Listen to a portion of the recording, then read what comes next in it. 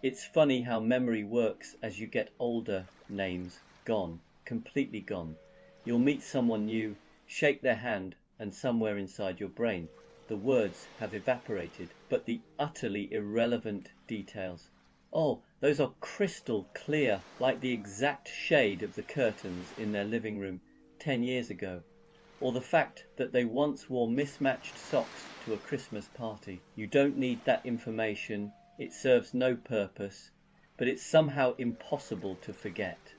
And the more you try to remember a name, the more it slips away. So there you are, smiling, politely calling someone mate or friend, all the while rehearsing the tiny, unnecessary facts that your brain has filed away forever. You'll remember the story of their cat, the brand of coffee they bought once, or the exact time they tripped on the pavement.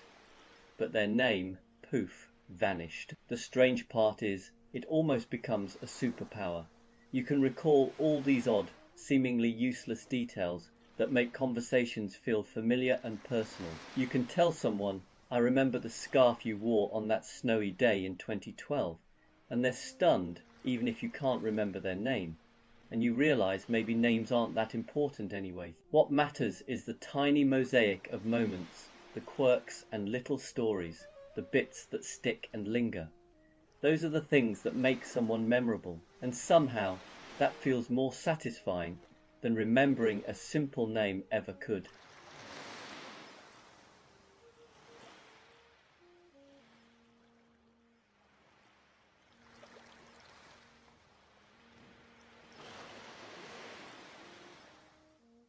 Do you catch yourself overthinking the simplest things? You start out with something tiny, choosing a sandwich, replying to a message, deciding whether to leave the house now or in 5 minutes.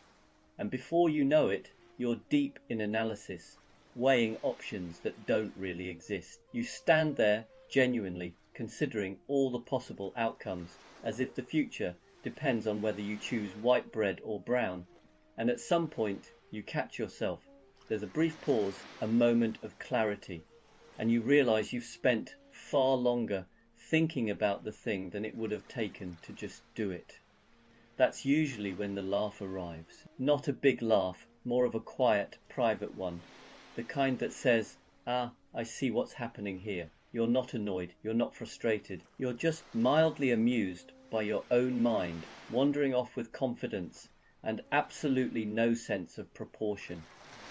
And the nice thing is, once you notice it, the spell breaks, the decision becomes easy again. You choose something, anything, and the world continues exactly as it did before.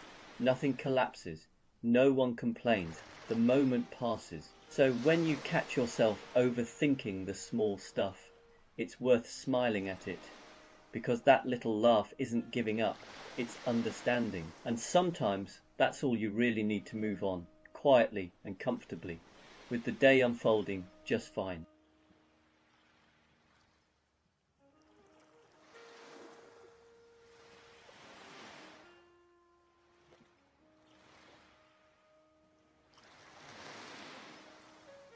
There's a moment in life when bedtime quietly shifts. No announcement, no discussion, no dramatic decision. It just happens earlier than you expect. One day you're someone who stays up late because you can, and the next you're glancing at the clock and thinking, well, that's probably enough for today. What's interesting is how reasonable it feels. There's no rebellion, no sense of missing out. You're not tired in a dramatic way, you're just done. The day has had its say, and you've listened politely. Even the idea of staying up feels like unnecessary effort, like insisting on dessert when you're already perfectly content. You start planning evenings differently without quite realizing it. Films get paused halfway through with the calm confidence that they'll still exist tomorrow. Books fall gently onto the bedside table instead of being finished. There's a quiet satisfaction in knowing you don't have to push yourself anymore. You've earned the right to stop. And the best part is the morning, waking up earlier, doesn't feel like punishment. It feels spacious. There's time for tea, for sitting quietly, for easing into the day without rushing. You realize that the earlier bedtime wasn't about getting older. It was about choosing peace over resistance. So when you find yourself heading to bed earlier than you once would have, don't fight it. You're not missing anything. You're simply listening to a quieter rhythm. Now, and honestly, it's a rather pleasant one to fall asleep to.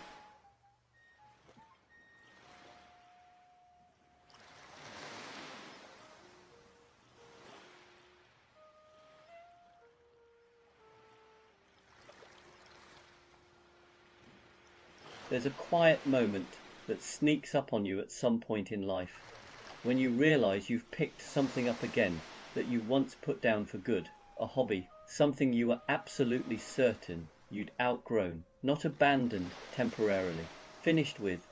Maybe it's an old book or a bit of music you haven't listened to in years. Maybe it's something you haven't even thought about for decades. You don't make a big decision about it.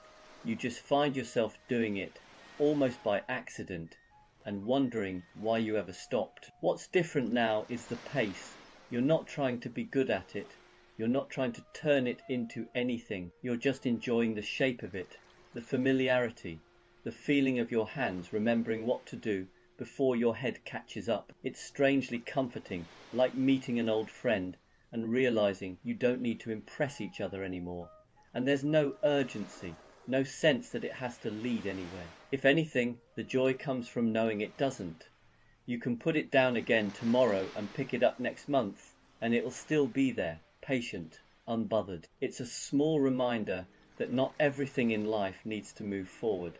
Some things are happy to wait for you to come back, quietly, when you're ready. And when they do, they fit into your life in a way they never quite did the first time around.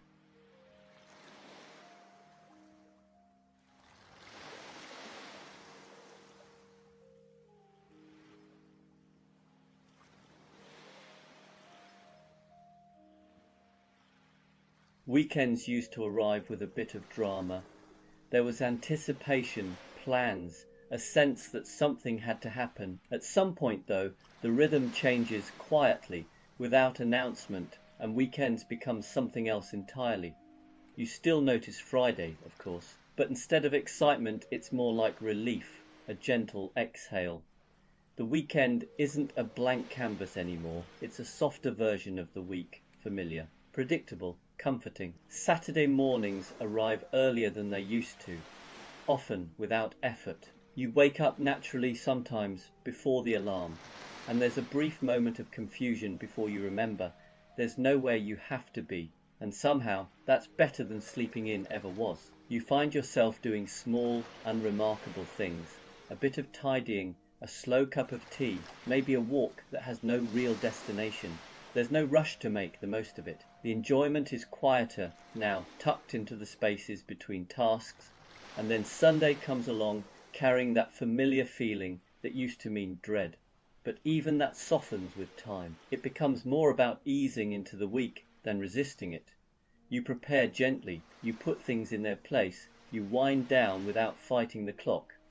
Nothing about weekends is worse. They're just different, less loud, less ambitious, more forgiving. And somewhere along the way, you realize this new rhythm suits you perfectly. It's not about escaping life anymore. It's about settling comfortably into it.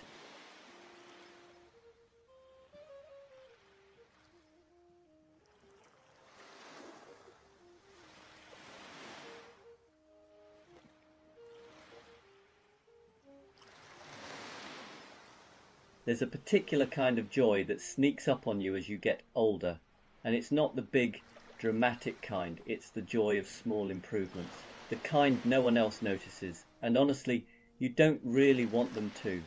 It's things like finally fixing a cupboard door that's been slightly off for years. Nothing dramatic changes. The kitchen looks the same, but every time you open it, there's a tiny moment of satisfaction, a quiet sense that the world is, at least in this one small corner, behaving itself, or replacing something that was technically working, but only just a kettle that took too long, a light bulb that flickered, a drawer that needed a very specific jiggle. Once it's sorted, life doesn't get better in a noticeable way. It just gets smoother, and that smoothness starts to matter. What's strange is how invisible these improvements are to everyone else. You don't announce them, you don't point them out, you simply enjoy them privately, like a small secret between you and your environment, a mutual understanding that things are now slightly improved. And the more of these tiny fixes you make, the calmer everything feels, not because anything big has changed, but because fewer things are quietly irritating you, fewer sighs, fewer eye rolls, fewer moments of mild resistance. So when you catch yourself feeling oddly pleased about a quieter hinge or a better fitting lid, don't dismiss it. That's not boredom, that's wisdom. It's the quiet joy of small, everyday improvements, the kind that make life feel just a little bit more settled, one unnoticed upgrade at a time.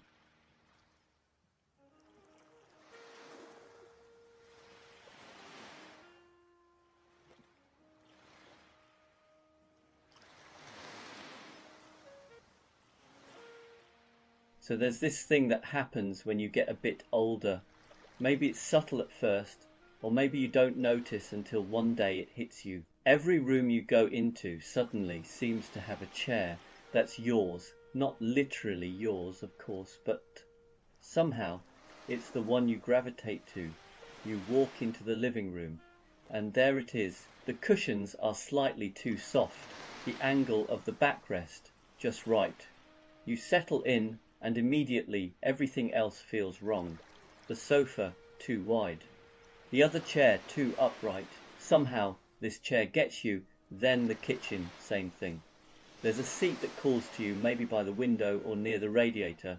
You don't choose it consciously, you just end up there, day after day. It's like the universe quietly assigned it to you, and you're too polite to say no. The funny part is, no one else notices. Friends sit down, shrug, shuffle uncomfortably, but the chair remains your chair. You try sitting somewhere else just for a change. It's okay for a minute or two, but eventually you're back in the chair that fits your body, your rhythm, your slightly creaky knees. And the real kicker, you start noticing it everywhere. When you visit your parents, the same chair phenomenon exists. Hotels, pubs, even friends' houses. There's always one chair that somehow makes sense. It's not a big deal, but somehow it's comforting, familiar, like a little anchor in a world that's otherwise constantly changing. So next time you settle into a chair and sigh without really thinking about it, know this: you've officially discovered one of middle age's most understated joys. Your chair has chosen you, and really, that's not too bad at all.